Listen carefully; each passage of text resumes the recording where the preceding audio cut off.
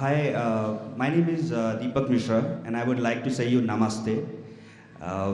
My question is actually, I'm an Hindu, and I have married a Muslim girl in India, and inshallah, she will be here in Saudi Arabia in coming next month. You know what? When I told her that I'll be going to visit Dr. Zakir Naik's speech, so she told, please don't go to him. He says bad about Shias, and she's a Shia actually. So she told no, don't go to him. And her mother-in-law also told no, please you don't go. If you go to him, he will tell you bad about Shia, and you will leave me. So that is the first doubt which I'm having in my mind. You asked that your fiancée or your wife? My wife. Wife, oh, you already married her.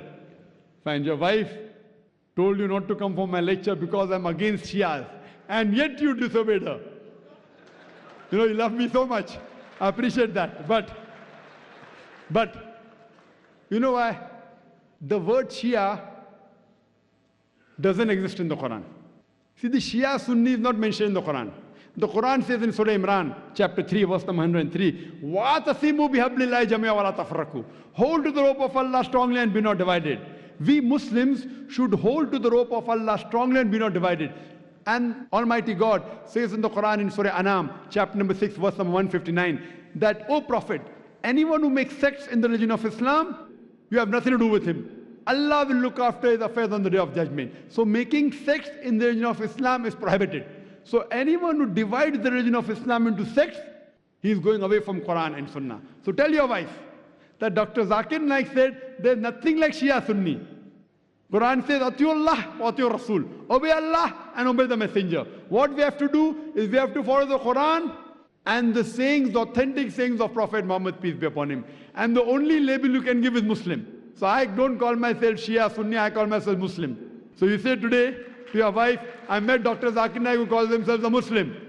And I'm neither against Sunnis or neither against Shias. I tell all the Muslims, whatever name they call themselves, come back to Allah and His Rasul.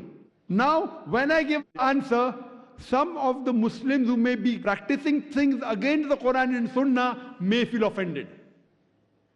So you ask your wife, are you following something against the Quran and Sunnah? If you are not, then why are you afraid of Dr. Zakir Naik? If you are, yes, you have to change and come back to Quran and Sunnah. Don't follow what Zakir says. Zakir is zero in Islam. Atiullah, Atiur Rasul. Obey Allah and obey the Messenger. So tell your wife, if she is following anything against the Quran and Sahih Hadith, then she has to rectify herself. She should call herself a Muslim because the word Shia is nowhere mentioned in the Quran.